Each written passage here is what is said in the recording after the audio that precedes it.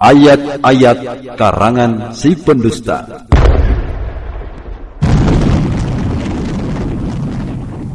Anak-anakku sekalian yang dimuliakan Allah Subhanahu wa ta'ala, Amr bin Al-As, seorang sahabat Nabi, bercerita, sebelum masuk Islam dia mendatangi Musailamah Al-Kadzab.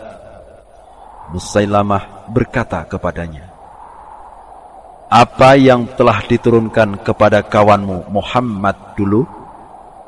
Amr bin Al-As menjawab, sesungguhnya telah diturunkan kepadanya sebuah surat yang ringkas namun sangat dalam maknanya. Musailamah Al-Kadzab bertanya, surat apakah itu? Amr menjawab, wal 'asri innal insana lafī khusr illa alladhīna āmanū wa 'amilus ṣālihāti wa tawāṣaw bil haqqi wa tawāṣaw bis ṣabr. Musailamah berpikir sejenak, kemudian berkata, dan telah diturunkan pula kepadaku yang seperti itu. Apa itu? Tanya Amr. Musailamah menjawab, ya wabar, wa innama anta udhunani wassadr wasairuka khafrun naqar. Artinya, hai marmut, sesungguhnya engkau mempunyai dua telinga dan dada, dan seluruh jenismu suka menggali dan melubangi. Musailamah bertanya lagi kepada Amr, bagaimana pendapatmu wahai Amr? Amr menjawab, demi Allah, sesungguhnya engkau pasti tahu bahwa aku mengetahui bahwa kamu adalah pendusta.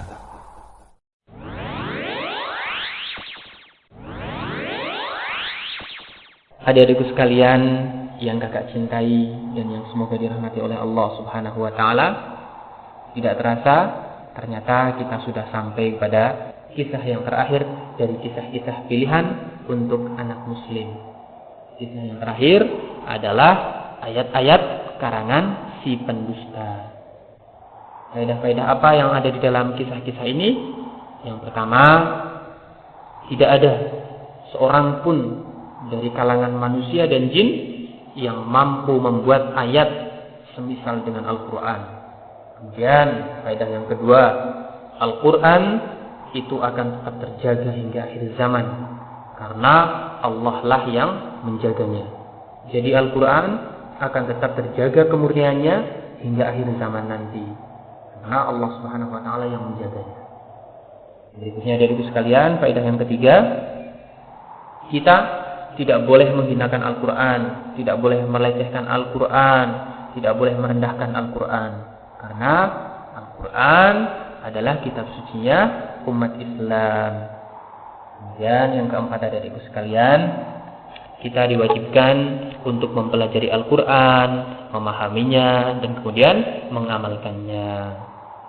Yang berikutnya, faedah yang kelima adik-adikku sekalian, Allah Subhanahu wa ta'ala pasti akan menghinakan orang-orang yang berusaha untuk menghinakan Al-Quran dan merendahkan Al-Quran.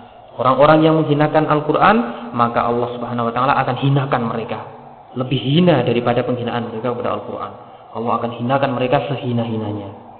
Kemudian, faedah yang keenam adikku sekalian, kita dilarang untuk berdusta atas nama Al-Quran. Jadi adik-adikku sekalian, tidak boleh untuk berdusta, untuk berbohong atas nama Al-Quran. Mengatakan ini berasal dari Al-Quran, itu berasal dari Al-Quran, padahal itu tidak berasal dari Al-Quran. Itu namanya berdusta atas nama Al-Quran.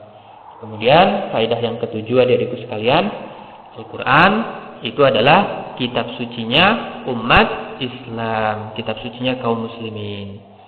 Kemudian berikutnya faedah yang kedelapan, kita harus yakin adik-adik sekalian bahwa Al-Quran adalah kalamullah.